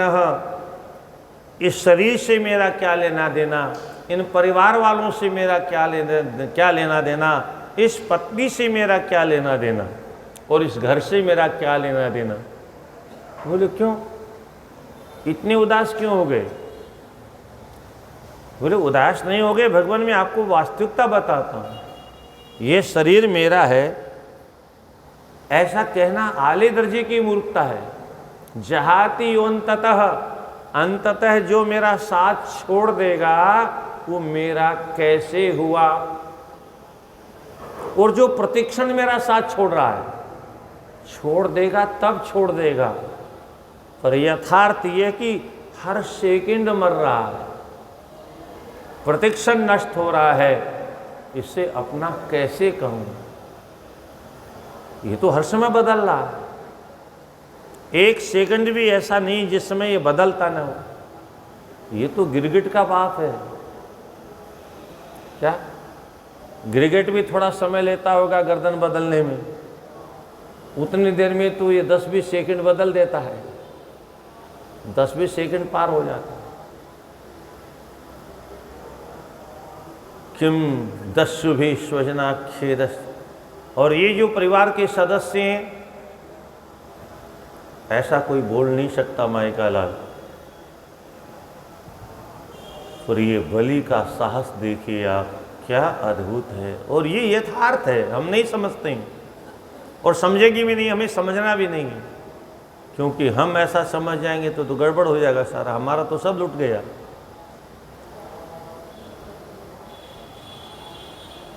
किम स्वजनाख्ये, ये जो स्वजन है ये क्यों हमारे पीछे पड़े? गुड़ के पीछे मक्खियां क्यों भिन भिनाती हैं? चीनी के पीछे चींटियां क्यों भिन भिनाती हैं? लूट मचाने के लिए। तो ये परिवार का हर सदस्य तो डाकू है, ये बलि कहते हैं। दस्युभि, ये तो चोर डाकू हैं सब, चोर भी नहीं कहा, डाकू कहा, क्योंकि चोर तो चोरी से लेता है, छिप करके चुराता है, डाकू दिन दहाड़े डाका डालता है, इसलिए दस्युभि शब्द का। अब हमारी समझ में नहीं आएगा ये कैसे डाकू हैं, एक उदाहरण से आप समझ जाएंगे। बेटे ने कोई कार देख ली, अथवा कम पैसे वाला है तो स्कूटर देख लिया, मोटरसाइकिल देख ली, उसको पसंद आ गई, और उसको मालूम है मेरे पिताजी बड़े कंजूस हैं, दिलाएंगे नहीं, तो पहले मम्मी की गोद में बैठता है, मम्मी मम्मी प्लीज मम्मी, मेरी प्यारी प्यारी मम्मी।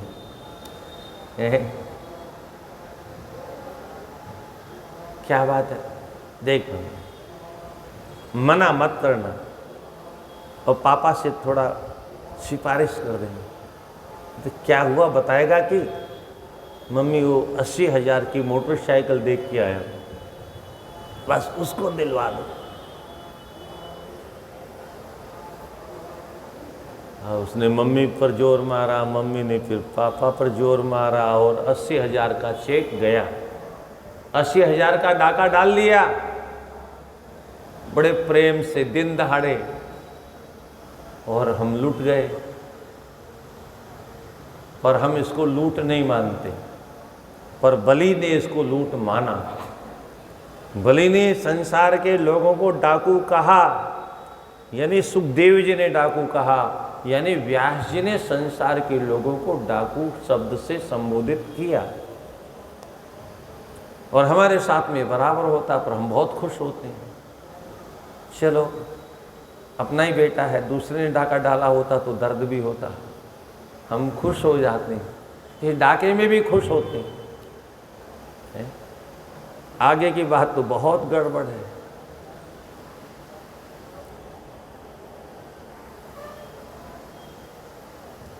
बलि कहते हैं किम जाया संस्कृति हेतु हूतया, उस पत्नी से मेरा क्या लेना देना जो 84 लक्ष योनियों में कब से भटका रही है। क्या? जो 84 लक्ष योनियों में कब से भटका रही है। पुनरपि जननम पुनरपि मरणम पुनरपि जननी जठरे शयनम, ये संसारे खलु दुस्तारे कृपया पाहि पार मुरारे। ये बार बार जन्म बार बार मृत्यु क्यों होती है।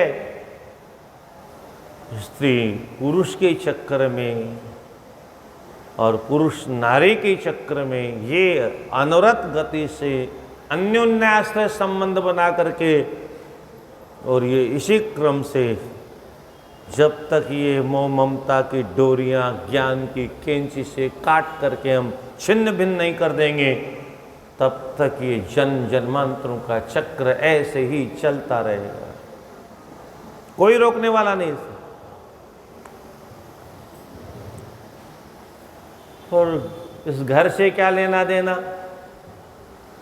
केवल समय बर्बाद करने के अलावा।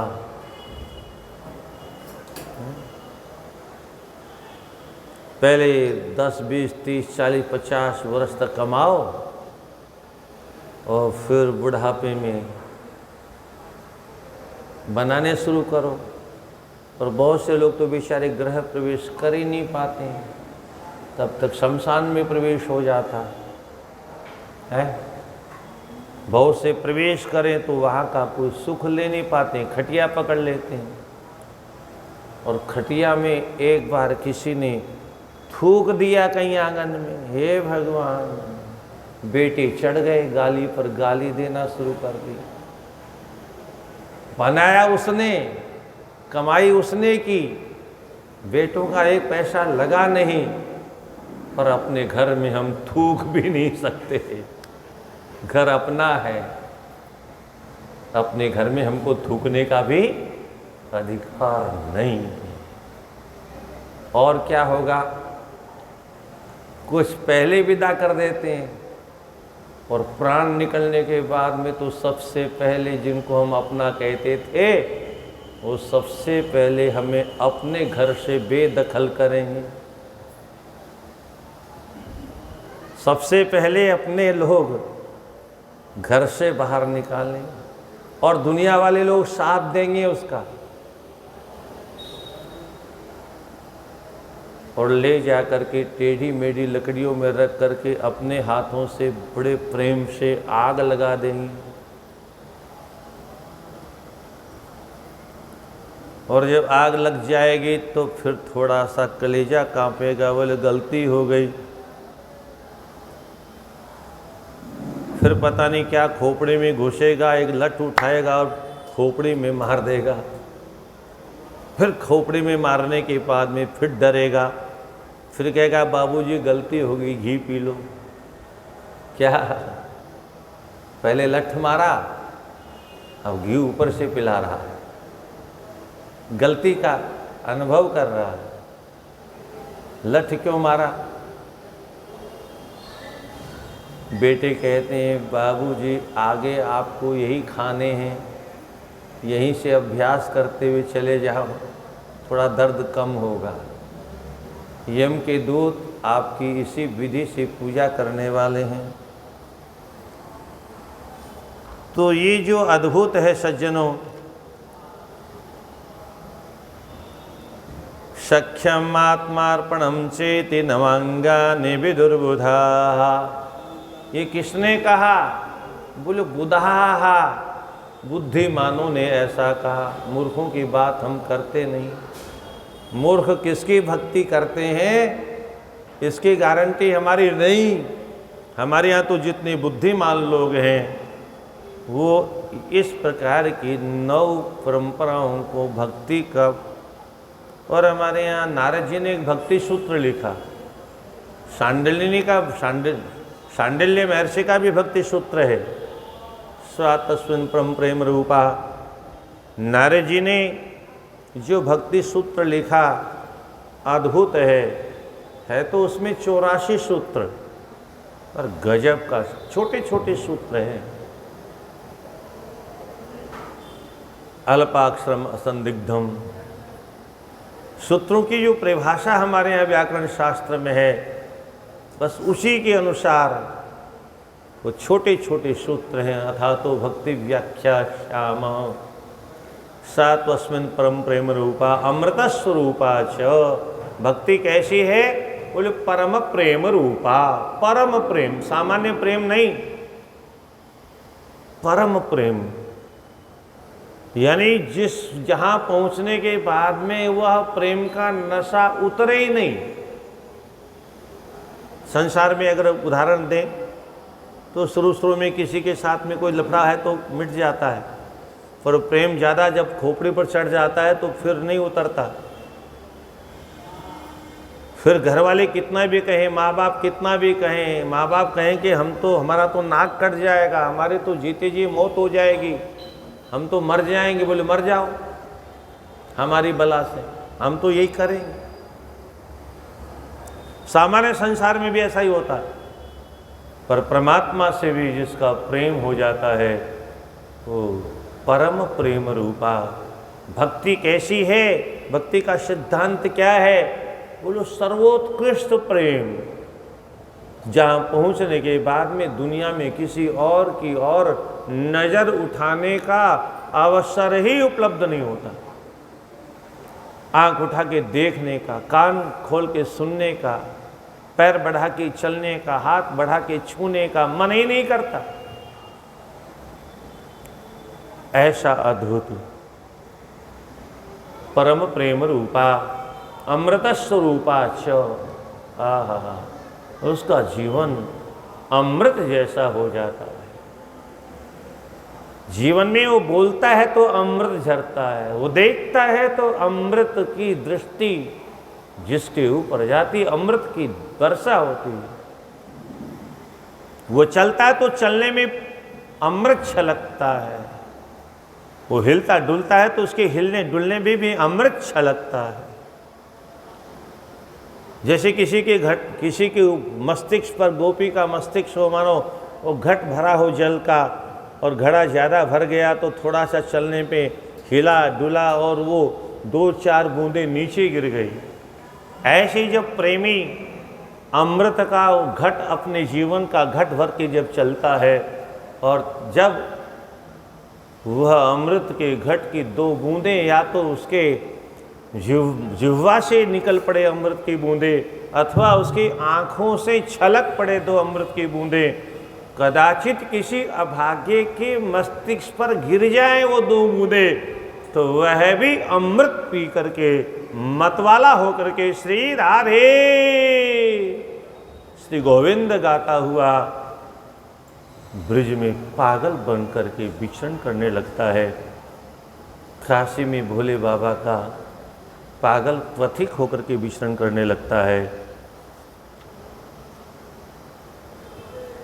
यल्लब्ध्वा न किंचित वांछति न सोचति नोत्साही भवति। जिस भक्ति को प्राप्त करने के बाद में न किंचित, और कुछ नहीं चाहता, उसके क्या चाहेगा? अब तो जो मिलना था मिल गया, इससे बड़ी वस्तु कोई है ही नहीं। किसी के विषय में शोक नहीं करता, किसी काम के लिए उत्साह नहीं होता उसके जीवन में, कुछ करे कुछ नहीं, अब सारी क्रियाएं बंद हो गई। यल्लब्ध्वा पुमान सिद्धो भवति अमृतो भवति तृप्तो भवति। जिसको प्राप्त करने के बाद में मनुष्य अमृत स्वरूप हो जाता है, सिद्ध हो जाता है, यानी सारी सिद्धियां मिल जाती है उसको। अष्ट सिद्धि नवनिधि। सिद्ध होने का मतलब क्या है? वो जो कह देगा वही होगा। मन से कोई संकल्प कर लिया तो वह भी सिद्ध होगा। किसी को आशीर्वाद दे दिया तो वह भी सिद्ध होगा। किसी को श्राप दे दिया तो वह भी सिद्ध होगा, क्योंकि वो सब सिद्ध हो गया। और सिद्ध होने के बाद में फिर कुछ शेष बचता नहीं। चावल अथवा खिचड़ी सिद्ध करने के लिए हम लोग चूल्हे पर चढ़ाते हैं। सिद्ध हो गई कैसे पता चलेगा? तो पहली दृष्टि में अगर खुदबुद जो होती है, ये खुदबुद होना बंद हो जाए तो समझ में आ जाता है कि अब चावल पक गया, अब खिचड़ी पक गई। मतलब खिचड़ी सिद्ध हो गई, चावल सिद्ध हो गया, क्योंकि खुदबुद बंद हो गई। ऐसे ही कोई भक्ति के मार्ग में सिद्धि प्राप्त कर लेता है, क्या प्रमाण है? कैसे पता चलेगा? उसकी जो उठा पटक जो रात दिन करता था, लैत तेरी की, दैत तेरी की, मर्द तेरी की, मार तेरी की, डिजम पता नहीं क्या क्या करता।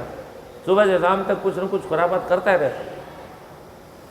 रात में भी चैन से सोता नहीं, सब बंद हो गया,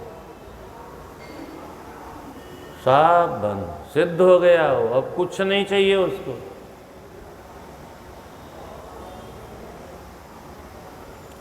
ऐसी भक्ति का मार्ग है। तो शृणु देवी नवांगानां लक्षणानि पृथक पृथक मम भक्तिर्मनो दत्वा भुक्ति मुक्ति प्रदानि। भगवान राम तो कहते हैं, मैया कितना अद्भुत, कितना सारल्य है, कितना सौलभ्य है। हम लोग, आप लोग सभी 2-4 अक्षर पढ़े हैं, तो पेपर जब आता है तो पेपर में 7-8 प्रश्न आते हैं, परंतु 5 प्रश्न करने अनिवार्य होते। कोई 5 प्रश्न करना अनिवार्य है। 9 प्रश्न में 5 प्रश्न करना अनिवार्य है। यहाँ 9धा भक्ति है तो 5 प्रश्न अनिवार्य होना चाहिए, 4 होना चाहिए ना। कितना सरल है।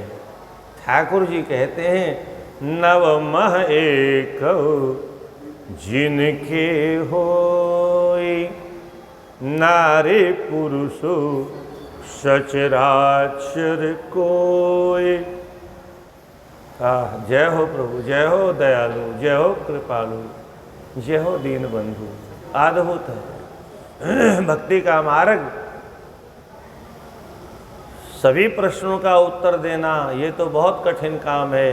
5 प्रश्नों का उत्तर देना यह भी कठिन काम है। भगवान कहते हैं, मैं इतना सुलभ हूँ, इतना सुलभ हूँ। इन 9 भक्तियों में एक भी भक्ति अगर जीवन में किसी के भी आ गई, नवमः एकौ जिनके होए, वो नारी हो पुरुष हो, मुझे इससे कोई लेना देना नहीं। सचराचर अचर जड़ चेतन, ज्ञाता ज्ञात स्थूल सूक्ष्म, कोई भी क्यों न हो।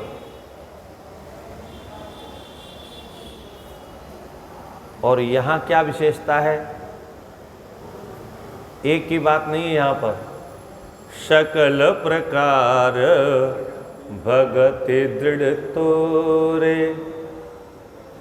मैया आपके अंदर तो सारी भक्ति है, उसमें भी दृढ़ भक्ति, तो क्या बात है।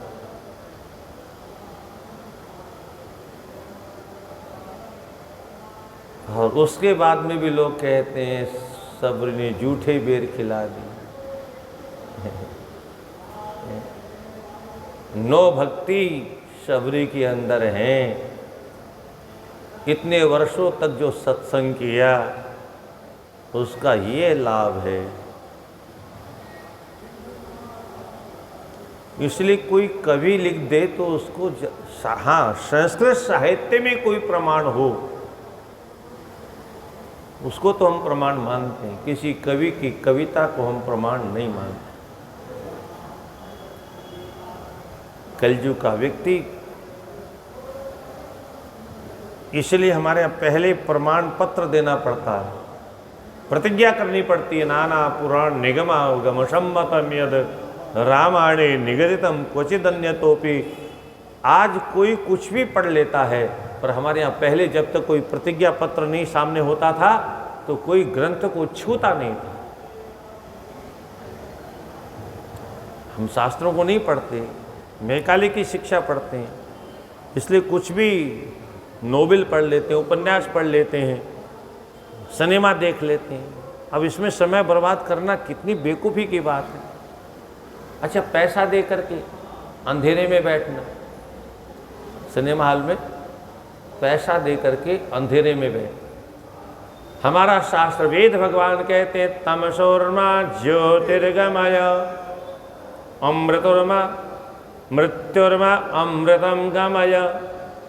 हमारा वेद भगवान तो हमको ये चिल्ला चिल्ला के कहते हैं अंधकार से प्रकाश की ओर चलो, मृत्यु से अमृतत्व की ओर चलो।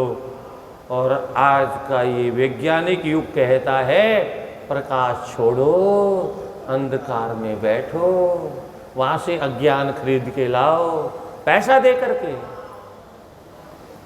अज्ञान में जियो, क्योंकि वहाँ तुम्हारे हीरो बैठे हैं, वो तुम्हारे गुरु हैं, फेवरेट हीरो। पैसा दे करके अंधकार में बैठना और वहाँ गंदगी को समेट करके लाना। अरे पहले से गंदगी बहुत भरी पड़ी है, और गंदगी की क्या है, उसको तो साफ करो, उसको साफ करने का समय नहीं है, और गंदगी बटोरते रहते हैं। तो ये आज के युग की ये जो हमारी दशा है, ये केवल शास्त्रों को नहीं पढ़ने के कारण है। हृदाकाशेन संपश्यन् जन्म कर्माणि वै मम प्रीत्योच्चारणं तेषां एतत् कीर्तनमुच्यते। अब ये सब व्याख्या की है, श्रवण का स्वरूप क्या है, कीर्तन का स्वरूप क्या है। भगवान भी सब थोड़ा एक एक श्लोक में सबकी व्याख्या करते हैं। और हृदयामृत भोगे न प्रियम दास्यमुदाहृतम। दास्य क्या है? तदाभृत्यानुकूलेन विधिना में परात्मने अर्पणम षोडशानां में पद्यादीनां तदर्चनम मंत्रोच्चारण ध्यानाभ्यां मनसा वचसा क्रमात् यदष्टांगेन भूस्पर्शम तदवे वंदनमुच्यते। अब ये थोड़ी जो व्याख्या की ये भी बड़ी गजब की है, भी सुनने लायक है। समय थोड़ा इसका अभी वो नहीं दे रहा है, पर एक यहाँ जो ये अष्टांग प्रणाम की पद्धति लिखी है,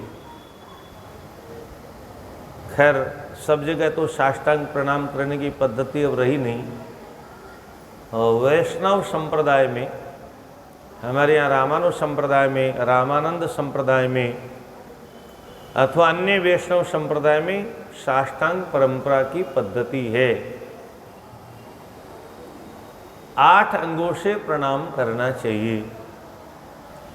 कराभ्याम, पदभ्याम, जानोभ्याम।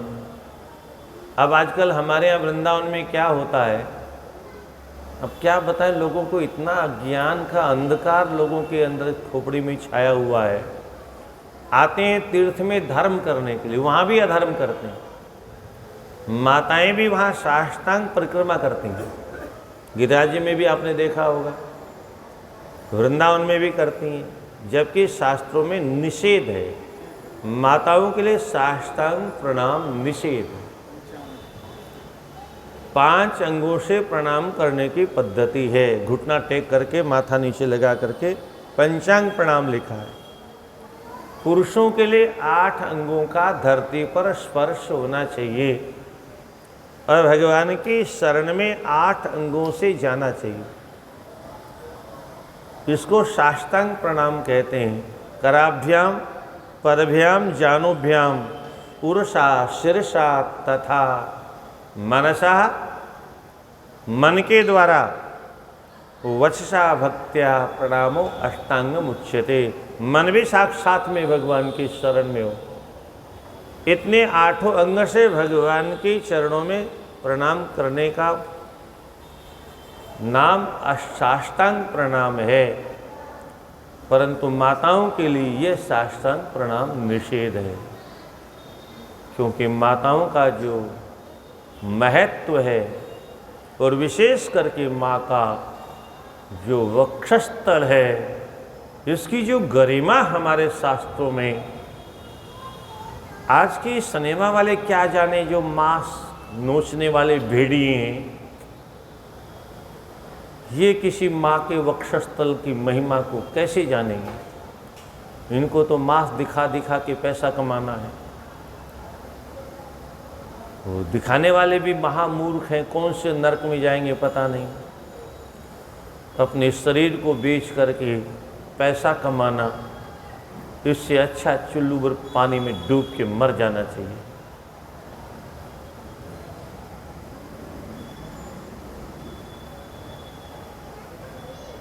धरती माता सब कुछ सहन कर सकती है, पर्वत का बोझा भी सहन करती है, समुद्र का बोझा भी सहन करती है, और आजकल गाड़ी घोड़े हवाई जहाज सबका वजन, ट्रैक्टर फैक्टर ट्रक ट्रक जो भी सबका बोझा सहन करती है। परंतु विप्रम निरासनम चैव शालिग्रामम पुस्तकम तथा, किसी ब्राह्मण को बिना आसन के बैठाओ, धरती से सहन नहीं होता। शालिग्राम जी की भटिया को नीचे रखो, धरती सहन नहीं कर। संघ को नीचे रखो, किसी ग्रंथ को नीचे रखो, यह सहन नहीं होता। और सबसे बड़ी बात, कामिनी कुछ मंडलम, माताओं का जो वक्षस्थल है वह अगर धरती पर छू जाए, धरती कांप जाती है, धरती में भूकंप छा जाता है, धरती उसे सहन नहीं करती। इतनी महिमा है। अब ये महिमा क्यों है, थोड़ी देर में आप समझे। संसार में कोई भी जीव ऐसा नहीं है जो बिना मां के वक्षस्थल के जीवन धारण करे। सभी मां का दूध पी के बड़े होते हैं, सभी जीव मां का दूध पी करके जीवन धारण करते हैं।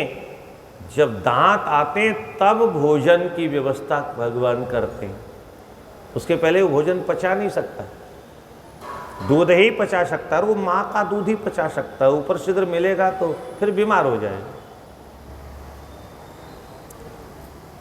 तो जिस दूध के द्वारा, जिस वक्षस्थल के द्वारा, जिन स्तनों के द्वारा सारे संसार के प्राणी प्राण धारण करते हैं, और इसलिए वो सम्मान करने योग्य है, नमन करने योग्य, बंधन करने योग्य है, उसका अपमान करना, ये मातृशक्ति का अपमान, ये धरती माँ है।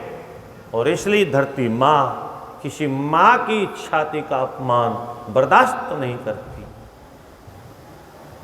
इसलिए माताओं को साष्टांग प्रणाम नहीं करना चाहिए। परंतु अब अगर वैसे पंचांग प्रणाम करेंगे तो परिक्रमा में दूना समय लग जाएगा। और कुछ लोग तो उल्टा लटक, पता नहीं अरे किसने कहा कि तुम परिक्रमा करो, साष्टांग करो, तुमसे सीधे नहीं हुआ जाता तो ये उल्टा लटक, क्या मतलब है। कोई भी काम विधि से करना चाहिए। भगवान गीता में कहते हैं, विधिहीनम सृष्टानम मंत्रहीनम मदक्षिणम श्रद्धा विरहितम यज्ञम तामसम परिचक्षते।